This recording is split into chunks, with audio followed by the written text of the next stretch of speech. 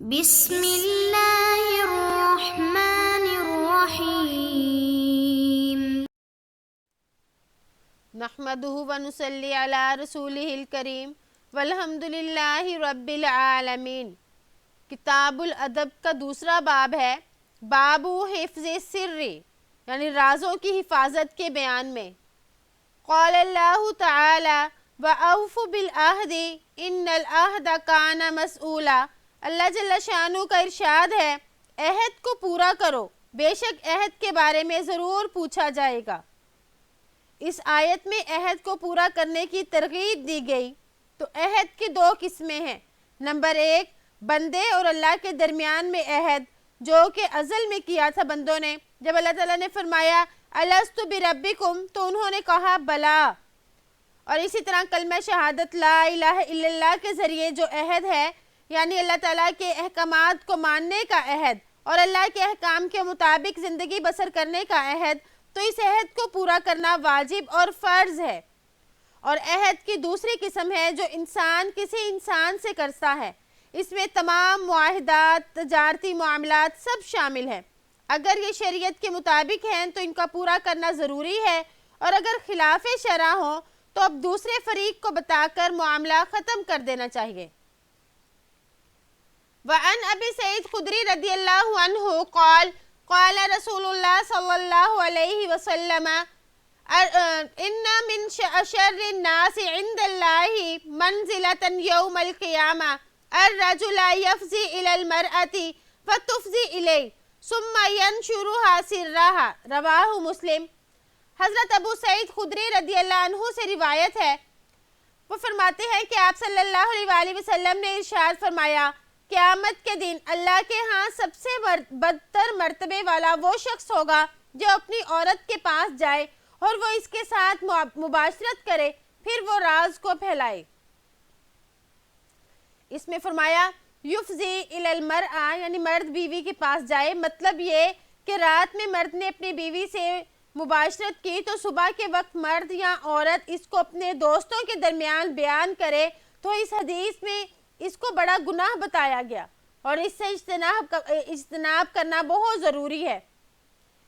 کیونکہ انسان کے وہ معاملات جو آپس میں راز ہوں تو ان پر کوئی تیسرا شخص مطلع ہو، یہ بہت ہی نامناسب بات ہے۔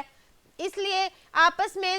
تعلقات کو دوسروں پر افشا نہیں کرنا چاہیے۔ یہ بھی ایک طرح سے ایک دوسرے کی رازداری ہوتی ہے، تو اس لیے ان راز کی باتوں کو راز رکھا جائے، دوسروں کے سامنے اس کو بیان نہ کیا جائے۔ یہ بہت بری عادت ہے اور بہت بے حیائی ہے، اور جس طرح کہ اس میں حدیث میں اس کی وعید بھی بیان فرمائی گئی۔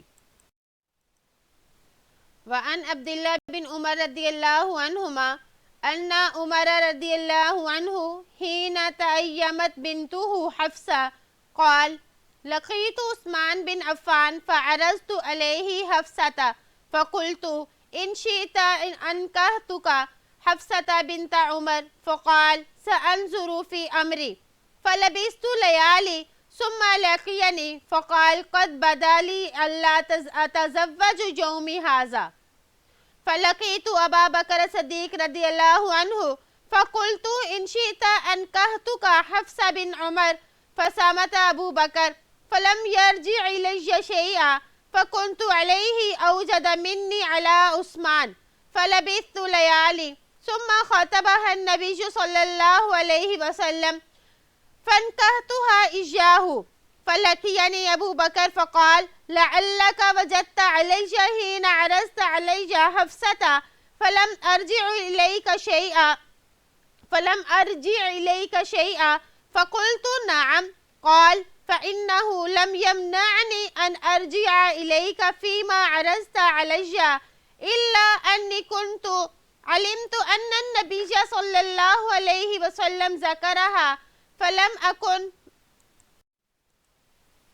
لأفشي سر رسول الله صلى الله عليه وسلم ولو تركها النبي صلى الله عليه وسلم لقبلتها، رواہ البخاری۔ حضرت عبداللہ بن عمر رضی اللہ عنہما سے روایت ہے کہ جب حضرت عمر رضی اللہ عنہ کی صاحبزادی حضرت حفصہ بیوہ ہو گئیں تو حضرت عمر رضی اللہ عنہ کہتے ہیں کہ میں حضرت عثمان بن عفان رضی اللہ تعالیٰ عنہ سے ملا اور انہیں حفصہ کے نکاح کرنے کی پیشکش کی اور کہا کہ اگر آپ چاہیں تو میں آپ کا نکاح حفصہ سے کر دیتا ہوں۔ انہوں نے فرمایا کہ میں اپنے معاملے میں غور کروں گا۔ حضرت عمر رضی اللہ عنہ کہتے ہیں میں چند دن انتظار میں رہا، پھر ان سے ملاقات ہوئی تو انہوں نے کہا مجھے یوں معلوم ہوتا ہے کہ ان دنوں مجھے شادی نہیں کرنا چاہیے۔ پھر میں ابو بکر صدیق سے ملا اور ان سے کہا کہ اگر آپ چاہیں تو آپ کا نکاح حفصہ سے کر دوں۔ اس پر حضرت ابو بکر خاموش رہے اور مجھے کوئی جواب نہیں دیا۔ پس میں ان پر حضرت عثمان سے زیادہ رنجیدہ ہوا تو میں کئی راتیں ٹھہرا رہا۔ پھر آپ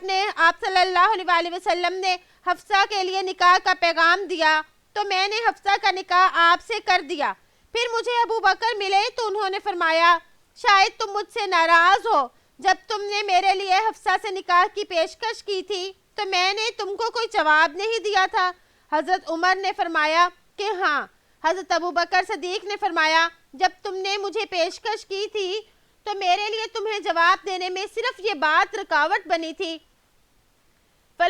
کہ میں جانتا تھا کہ آپ صلی اللہ علیہ وسلم نے حفصہ کے ساتھ نکاح فرمانے کا ذکر کیا تھا۔ فلم اکن لیفشی سر رسول اللہ کہ میں نہیں چاہتا تھا کہ آپ صلی اللہ علیہ وسلم کے راز کو افشاں کر دوں۔ ہاں اگر آپ صلی اللہ علیہ وسلم یہ ارادہ ترک فرما دیتے تو میں حفصہ کے ساتھ نکاح کرنے کی پیشکش یقیناً قبول کر لیتا۔ تعجمت ای صارت بلا زوج یعنی وہ شوہر کے بغیر ہو گئی تھی۔ وکانا زوجہا توفی رضی اللہ عنہ ان کے شوہر کی وفات ہو گئی تھی۔ وجدت غاضبتا وجدتا یعنی غضبتا کے معنی میں ہے۔ اس میں حضرت عمر رضی اللہ تعالیٰ عنہ یہ فرما رہے ہیں، ان کے بیٹے ان سے نقل کر رہے ہیں کہ حضرت عمر رضی اللہ تعالیٰ عنہ اپنی بیٹی یعنی حضرت حفصہ کے بیوہ ہونے کے بعد ان کے نکاح کی فکر میں تھے،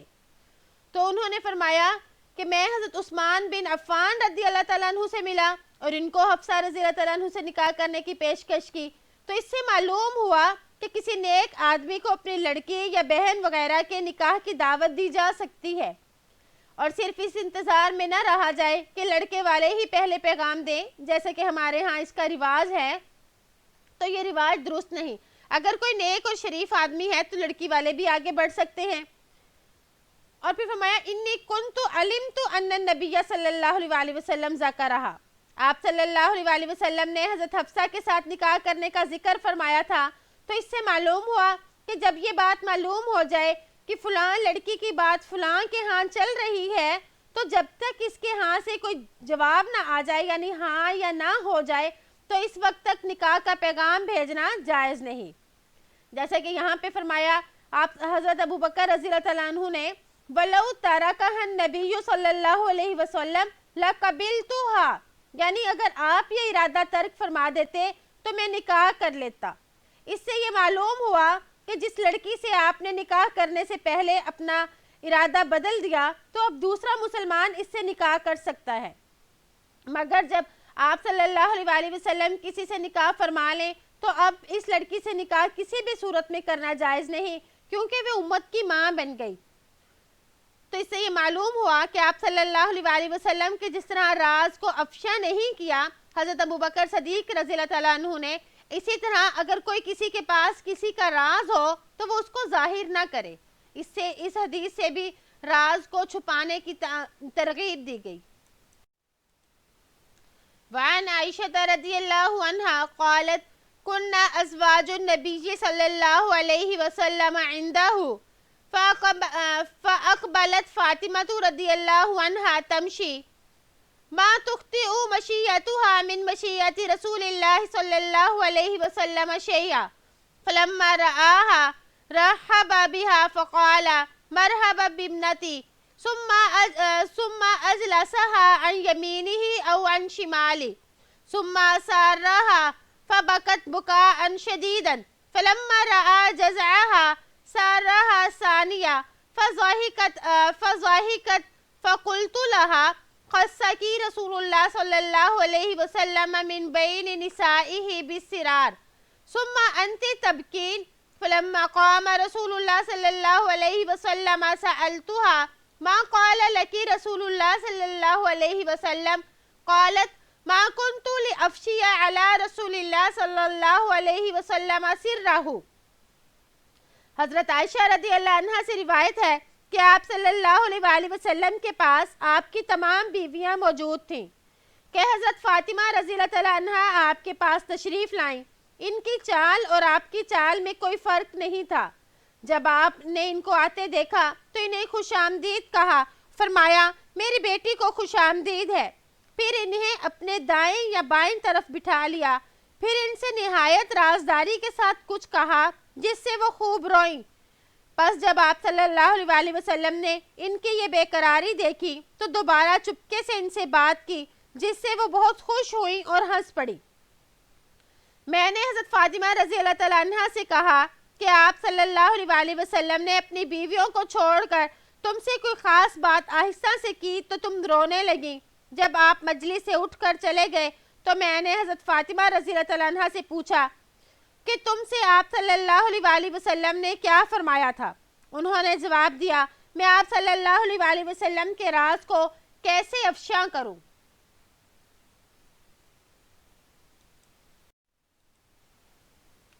فلما توفی رسول اللہ صلی اللہ علیہ وسلم قلت عزمت علیک بمالی علیک من الحق لما حدثتنی ما قال لکی رسول اللہ صلی اللہ علیہ وسلم فقالت اما الآن فنعم اما حين سارني في المرة الأولى فأخبرني أن جبرائيل صلى الله عليه وسلم كان يعارضه القرآن في كل سنة مرة أو مرتين وأنه عارضه الآن مرتين وإني لا أرى الأجل إلا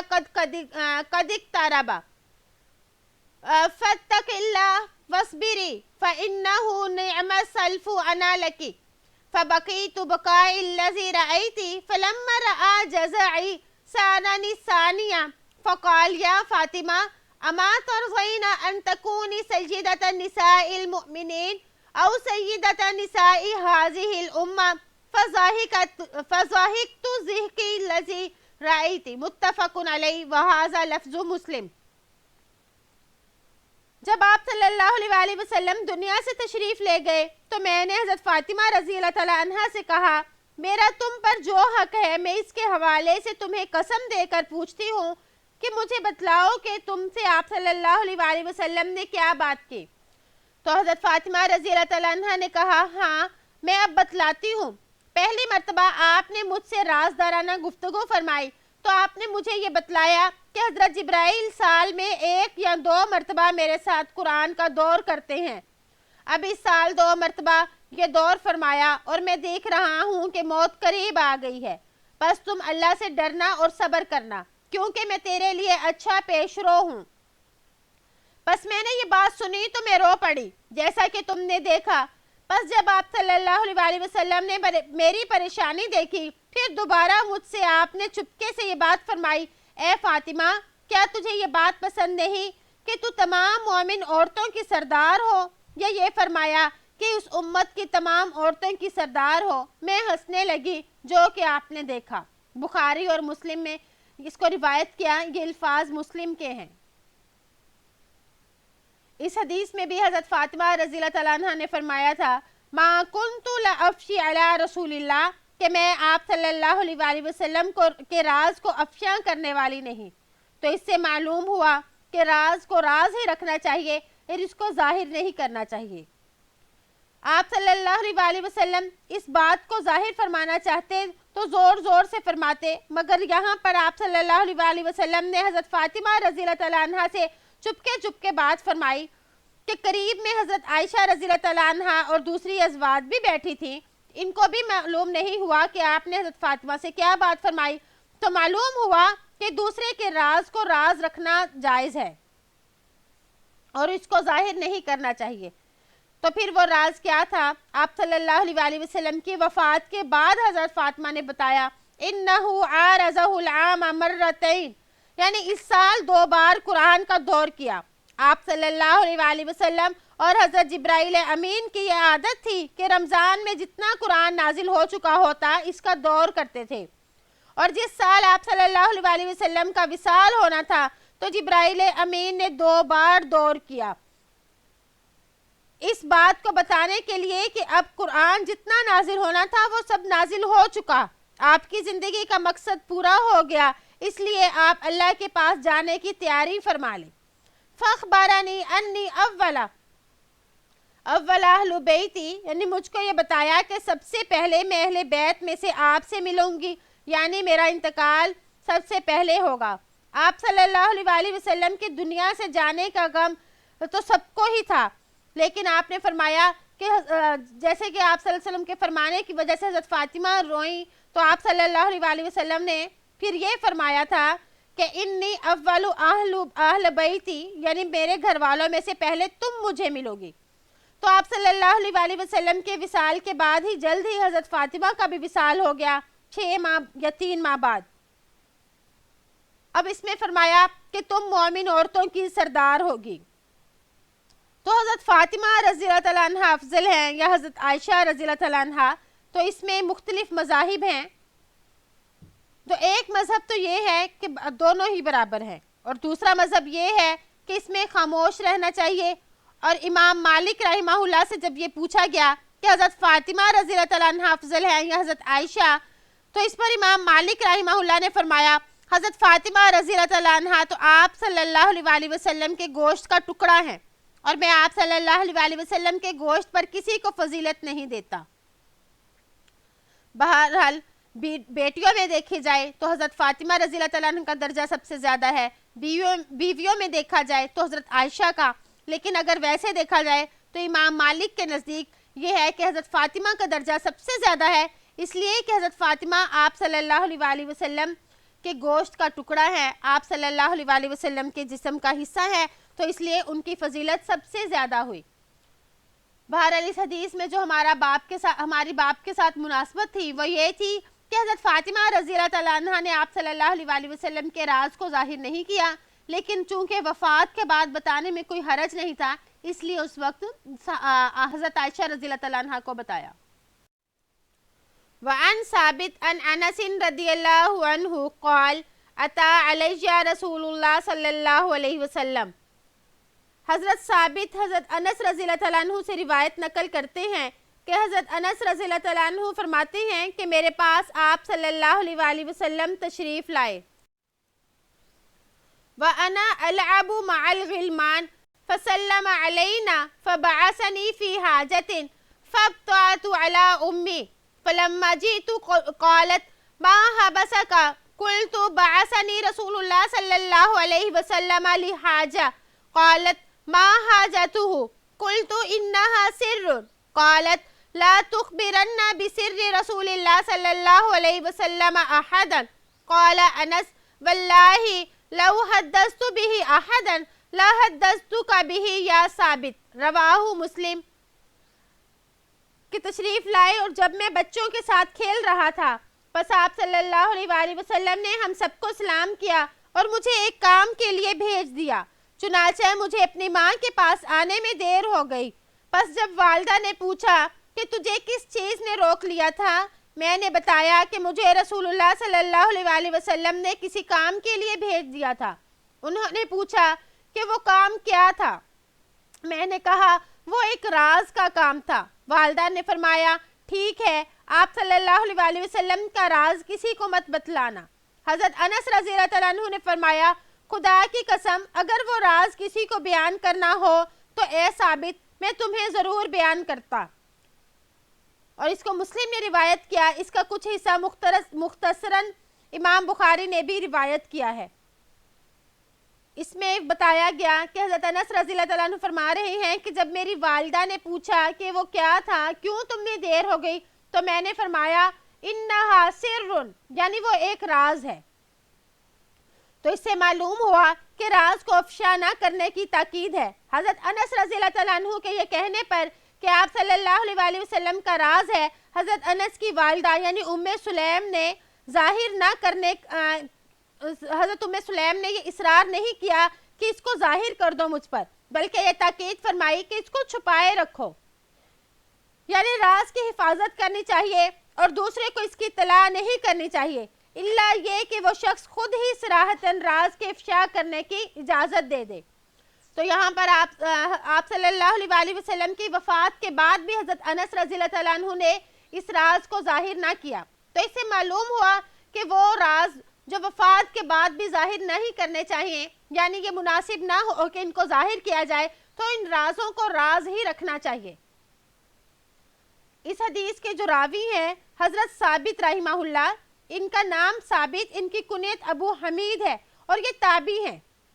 اور یہ بہت ہی جلیل القدر تابعی ہیں، اپنے زمانے میں بہت مشہور تھے۔ حضرت انس رضی اللہ تعالیٰ عنہ فرماتے تھے کہ ہر چیز کی چابی ہوتی ہے، ثابت تو خیر کی چابی ہیں، اور یہ وہ ہمیشہ روزہ رکھنے والے تھے اور راتوں کو قرآن پڑھنے والے تھے، اور ایک دن رات میں ایک قرآن ختم کر لیتے تھے، اور یہ حضرت انس رضی اللہ تعالیٰ عنہ کے خاص شاگرد بھی تھے۔ تو اس سے ہمیں، ان احادیث سے ہمیں یہی معلوم ہوا کہ اگر کوئی راز کی بات ہے تو اس کو ظاہر نہیں کرنا چاہیے۔ امید ہے کہ آپ کو آج کا سبق سمجھ آ گیا ہوگا، اور اللہ تعالیٰ سے دعا ہے کہ ہم نے جو پڑھا اللہ تعالیٰ ہمیں اس پر عمل کرنے کی توفیق عطا فرمائے۔ اگر ہمارے پاس کسی کے راز ہوں تو ان کو ظاہر نہ کیا جائے۔ السلام علیکم ورحمۃ اللہ وبرکاتہ۔